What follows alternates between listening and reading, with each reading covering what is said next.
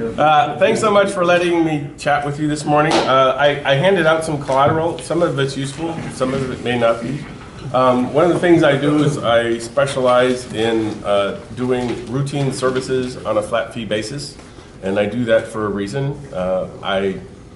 Years ago, I started dealing with startups, and people were starting businesses, and one of the things I found out is that they really didn't appreciate getting an estimate for a routine service and then getting a bill that was substantially higher than the estimate. And so I figured, why don't we just eliminate the estimate? Why don't we just guarantee it and then make sure that we get it done right and then make sure that they're happy? And what do you think the consequence of that was? Well, people, when they have a good service with a lawyer who does what he says he's going to do, usually come back, right? Because then when they really have a problem, they trust you enough to ask you to help them with it. And that's kind of what I do. The other part of it is that you get people who are starting businesses set up right so that they don't have huge problems. And when I talk to you in a minute about one of the things that really drives my business, you'll see that the problems are quite substantial. I'd say about 90% of my business now comes from what we call corporate divorce or business divorces. And that's people who basically started businesses, made a go of it, did really well, and then one or two or several woke up one day and said, we want out. We don't want to do this anymore, or we want to get rid of you, which is always fun, especially if you're the one that somebody wants to get rid of. So this is always an issue. And so when we talk about why we set businesses up correctly in the first place, why you might want somebody like me to help you, when you come to this thing called a business divorce or a corporate divorce, that's where you really see the fruits of either the lack of your labor or the fruits of your labors. I've had divorces happen where I set up the business and it went smoothly, went quickly. Wasn't a big deal. But I tell you what, let's talk about what kind of person sets up a business in the first place. You guys can look in the mirror now. What kind of person does that? Well, they're driven, right? They're usually fairly creative, and they're somewhat independent. They think they can do it themselves. Unfortunately, that can work to your disadvantage because you see, a lot of those people think they don't need CPAs. They don't need insurance people. They don't need lawyers, right? And so they try to set it up themselves. And I can tell you about 80% of my business divorce or corporate divorce business comes from people who did just that. They set it up themselves. And usually I wait for it. I go, you have a business partner? And they go, mm-hmm. And I go, and what's the percentage between you? And they go, 50-50, and I go, oh, this is gonna be great. Why is 50-50 great for me and not so great for the client? Well, when you have a 50-50 ownership, you have what they call a deadlock situation. Anytime one partner wants to stop what the other partner is doing, that partner can. And you can stop the whole business. Isn't that amazing? So essentially, these people were walking around for a long time with this nuclear bomb in their back pocket, and then they just woke up one day and said, I don't like this anymore, I want out. And then they basically pushed the button. And this damages, if not destroys, so many businesses because they just don't know that this is coming. And when you talk to people when they start a business and they say, oh, we'd like to be 50-50, that's where I tell them, maybe we should talk about this and find out why you want to have a 50-50 partnership. Because later on, when things aren't going so great, you may not want to have a 50-50 partnership. Or you may want to put in something that basically avoids what we call a deadlock. And you see, if you don't know that going in, then you can have some really big problems later. Most of my clients who come to me have been in business at least 5 years. Can you imagine how much money you can make and how much you can build up a business in 5 years? Most of them are multi-million-dollar operations by the time they end at my doorstep. Can you imagine the damage that does when you break it up? So that's not great. So one of the things that you want to try to disabuse your friends of when they start up new companies is don't do it yourself. Get a CPA, get an insurance person, get a lawyer, right? Because those people can help you and give you advice on how to set it up right so you don't end up with fights later. So that's the first thing. The second thing is when you do get into a fight, if you have it set up right, you can have an agreement for how you're going to deal with the disposition of one side or the other. Just so you know, anytime you get into one of these big fights with a corporate or an entity, corporation or an entity, is you're going to end up in a buyout situation. I won't go into all the technical details, but it's usually one side buying out the other. Almost never is a business liquidated and sold for whatever the assets will bring. The whole system is designed to avoid that. So at some point, you're going to have a buyout. The question is, do you want to have it imposed by a court order, or would you like to have an agreement in place that does it in an orderly fashion that preserves the business and perhaps the liquid assets of the people who are involved? I think most people would opt for, yes, I think we'd want to have an agreement that does it a little bit more smoothly and less chaotically and less expensively. And that's why we have what we call buyout agreements or shareholder agreements. And I at this point in my career, I won't set up an entity that has two arm's length partners or shareholders without having a shareholder agreement. It's crazy to do that because you know it's going to happen at some point. Maybe it's 5 years, 10 years, maybe even 20 years later, but they're going to have some kind of breakup at some point. So you might as well have something in place. And those type of agreements not only cover when somebody's thrown out or is unemployed or no longer a shareholder, but also when they die, when they file bankruptcy, when they get divorced, or if they're not married and they do get married, when they do get married and then they get divorced. So you see, you cover all these contingencies in advance and you plan out how it's going to be dealt with, and you thereby avoid the destruction of the business and in many cases the assets of the individual partners, because that's usually a big part of their life is this business.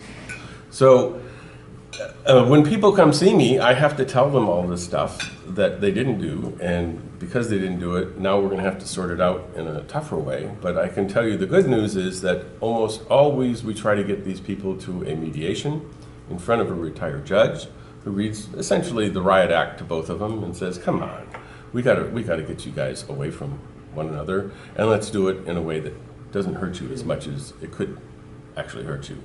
And about 80 to 85% of the cases, we can get them settled, and that saves a lot of money, but sometimes it takes a while. People always come to me when the first interview, and they say, how much is this going to cost, right? Because they're business people, and they want to know. And I tell them, I have no idea, and if I knew, I would be a lot wealthier than I am right now, because you really can't tell how difficult somebody on the other side is going to be, what their attorney is going to be like, what a judge might do, what a mediator might do. So these are things that are completely contingent on other people. And so if I tell you, right, it's not a good estimate. I've had these breakups cost as little as $25,000, and I've had them cost as much as $150,000. And right now I have one that's been going on for 3 years, and it's like a glacier. It just keeps going.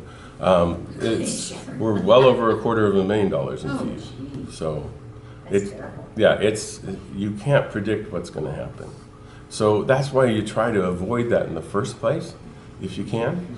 And if you can't, you want to try to settle up or get the thing resolved as quickly as possible, because you see, once you get a good business going, you don't want to damage or destroy it. And one way or the other, right, if somebody gets some money and somebody continues to run the business, that other person who gets the money can go start another business. And I'll guarantee you, a year later, if you ask both of them, how do you feel now? They go, oh, a lot better than I did last year, because they have that stress and that tension and that horrible feeling in their stomach. It's gone, and they can focus on good and positive things, because in most cases, both sides are actually pretty decent business people. And once they get going on their business, or they get going on their new business, they're usually a lot happier. And hopefully they got good advice setting those up or getting those set up or regulated.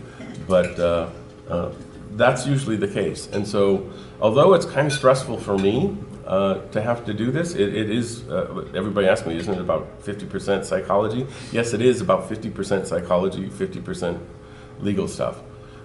It's very stressful, and you are dealing with people who are different, right? Go look in the mirror tonight, look at yourself and ask yourself, am I normal? And the answer should be no, you are not normal. You are not even close to normal, right? You are driven people, you are, many are fearless, many are like John who talks and no words come out of his mouth. So anyway, it's a different kind of individual. And everybody, when I was talking earlier this morning, they said, and are there a few psychos in there? And I go, oh yes. Oh yes. In every group there's going to be someone who's slightly psychotic and slightly sociopathic. And those people are a real problem for everybody else. But you see, even dealing with somebody like that, you can usually get a deal because they see that surviving is a good deal, right? And moving on with your life is a good deal. So that usually is what drives a resolution. And hopefully they'll get on with their lives and get the help they need. I don't know. Maybe they don't, maybe they do. But at least for the other person, they can get on with their lives and get back to normal. And hopefully start making money so that, you know, all of you guys can prosper a little bit. You guys have any questions about what I do? Yes, Sean? Yeah, so you were talking about people that start their own business. Yes. And, you know, start their own partnerships. Does that include like LegalZoom type people that go to LegalZoom? Yeah, a lot of people go to LegalZoom, yes. And I'd say about 50% of the people I see have LegalZoom startups. And they and their little partners all said, well, we're going to do it 50-50 or we're going to do it 33-33-33, and they never thought about what the consequences of that might be later. Right. And they never put anything into place that might deal with the consequences of that. Mm-hmm. And so it really becomes quite chaotic when it all falls apart. And go ahead, I'm sorry. The problem is that there's no guidance about these intricacies of the worst case scenario. No, because it looks quite harmless. You just fill in some blanks and sign some papers and you're done, right? Right. Actually, it's really what you don't know that is most dangerous in that situation. So they're lulled into a false sense of security when they're actually sitting on a bomb. Yeah, you're sitting on a bomb. Mm-hmm. Yeah. And here's the thing is that you really don't realize what's gone wrong until you have a problem later, and then you go talk to somebody like me and I explain it to you. Yep. So it's one of those ounce of, prevention is worth a pound of cure type of deals. And it really is worth it because, I give free consultations. So if people want to talk to me about doing a business with their partner, I can tell them about the ins and outs of it for free because I can do it in my sleep. It happens so often, right? But I think it's worth it just to have a chat because one of the things I ask people is, do you have a CPA? Because they have no idea. Should we do S Corp or we should do a C Corp or we should do an LLC? And I always have to say, no, you should talk to your CPA, right? They can give you the ins and outs in tax stuff. I know this stuff, but I'm not getting paid to advise you on the taxes. So I'd like to hand you to your tax professional and have them do that. Insurance. Most people are clueless about the insurance they need. And they really need to get some good advice. So somebody like C. Thomas, who just slid under the table, I guess, he can give you some good advice, right? Look around for smiles. And then you can go talk to your financial advisor and say, what is this going to take in order to make this thing go? I started my company years ago, right, using a credit card, right? And the only reason I did it is because I knew I could pay off the credit card the next month. Right? But you see, it's not always that easy. These things now, they cost hundreds of thousands of dollars to start up. And so you have to ask yourself, how are we going to position ourselves in terms of finances, right, and taxes, right, to make sure that that happens in an orderly way that makes sense. So these are the things you should be doing before you set up the company and before you get going and before everything takes off. Because I tell you what, once the company takes off and the company starts making a lot of money, there's a little green head that rears every time. What is it, ladies and gentlemen? Greed. Greed. Greed breeds justification, right? Greed breeds this idea in your head that it was all me and you didn't do anything. And once that gets going, oh, that's a nasty, nasty ride. You don't want to take that one. But you see, if you have it set up well in advance, right? Even if that happens, you can deal with it, right? And that's really what I kind of plead people to do is before you jump, please get some advice. Yes, sir. Do you, people that come to you, are they typically struggling businesses, successful business, or a mixture of kind of both? No, typically they're successful because if they're struggling, they just shut them down, right? Struggling's easy. It's like, let it go, right? It's the ones that are making lots of money, that are employing lots of people, that are making great market share. Those are the ones that that's really tragic because the business itself is great. It's just that you have these two people now who, for whatever reason, have decided they hate each other.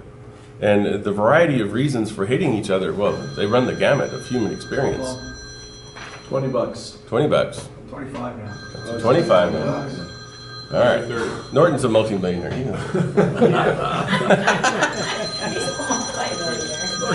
Come on, man. So yeah, it's an interesting situation because people who don't have anything at stake don't come to me. People with a lot at stake, they come to me because they know they can't walk away. It's usually, as I said, they're usually a multi-million-dollar concern, right? They make $3, $4, $5 million a year for the business, and that's a good chunk of change. So when somebody says, "I want you out," your instant response is, "Oh, no, that's not going to happen," right? No, and if you do, you're going to buy me out, and it's going to cost you a lot of money, and that's usually where everybody gets, right? Because how do you buy somebody out of a $5 million a year business? Most people don't have that money laying around. So Somebody can open the door for yeah, you can let Norton back in now. That's fine. So knowing what you know Part of now, what? would you suggest a recommended partnership, or would there be another business entity type that you Well, could go with? The question is, what kind of recommendation can I make on people working together?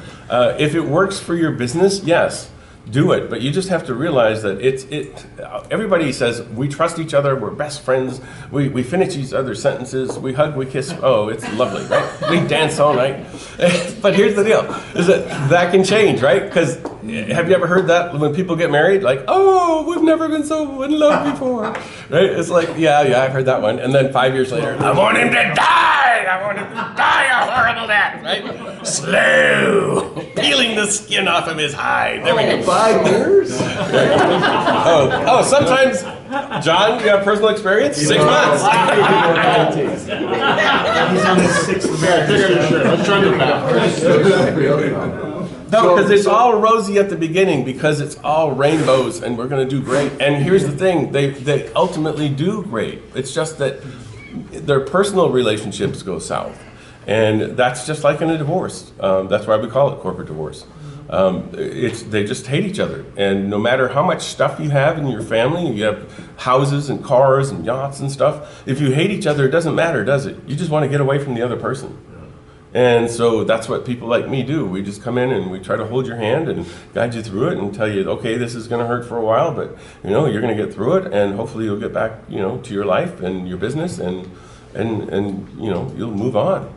And believe it or not, that's about what all family law lawyers say. Go ahead.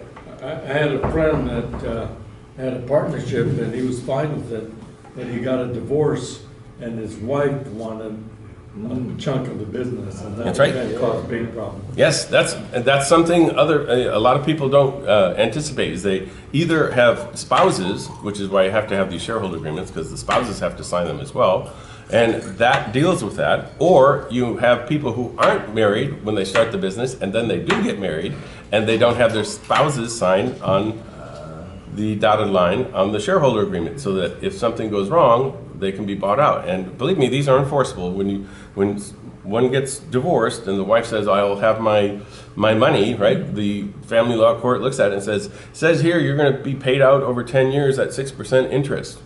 That's what's going to happen, right? And then why is that a good thing for the business? Well, because the business is not destroyed. Because you don't have to come up with $1.25 million right away, right? Yeah, this week. Yeah, you can pay it every month over time, and it's a great deal, right? Or if you get some windfall of money, you can pay them off in advance, but it preserves the business. And people always say, well, why do we have to sign this? It's basically because if bad things happen, the business will survive, right? Even if you have to go by the wayside, right? That's an important thing. The whole thing is designed to preserve the business, because how often do people set up businesses and they don't work out, right? It happens all the time. More than 50% don't work out. So if you get one that's making $5 million a year and is employing a bunch of people, you don't really want to trash that, do you? You want to try to preserve it if you can. And that's what this is really all about. So in terms of what kind of structure you use, it doesn't matter the structure. What matters is how you set it up. Because you can't always pick your partners, can you? So I'm not sure if this was the same question that Jeff asked, but is there a percentage that you actually recommend between quote-unquote partners? No, it's something that you should work out on an individual basis, and you have to be aware of the pros and cons of each thing that you decide to do, right? So some people, they just stamp their feet and say, well, we got to have 50-50. And say, okay, well, we got to have a workaround in case this thing goes south, right? Because we got to set up a proxy vote. We got to come up with some. I've done some where it's simple as you just flip a coin, right? Right? But I tell them, I said, that does not take the nuclear bomb out of your back pocket. So you got to realize that it could still go south. But if we have an agreement, at least we can try to regulate that as much as possible so that you do a lot less damage. And that's about what you eat. That's why these serious discussions are required, because this is serious stuff when you talk about people's lives and their assets and their businesses. That's what I have this morning. Thanks for your attention. What? Oh, I have to answer this question. Okay, go ahead, Jim. I relate to everything you said back 37 years ago. But there's one other factor that kind of leans toward what you're saying, but it drives that group or those two individuals to you, is because they picked a partnership where both of them have the same skill set. Yes. And instead of having complementary, they're saying, and it just drives it. Oh, no. Probably your best friend also. Sometimes people have different skill sets and it drives them nuts. Because the one who, for instance, is the super salesperson, the marketer, right, and the other person who is the super structure organizational management person, they are at loggerheads, and sometimes they get very jealous of one another because the sales guy goes, well, I go generate all the business and all you do is sit around and push some paper, right? And blah, blah, blah, and vice versa. It goes that both ways. So it's not necessarily people with the same skill sets that get together. It's also people who basically do not respect the other person's skill sets, right? Or don't recognize them, or discount them. You see, that's the problem. And so you have to recognize that may come up, because that's part of human nature. And all we can do is try to deal with it. Thank you, Tinkerbell. All right.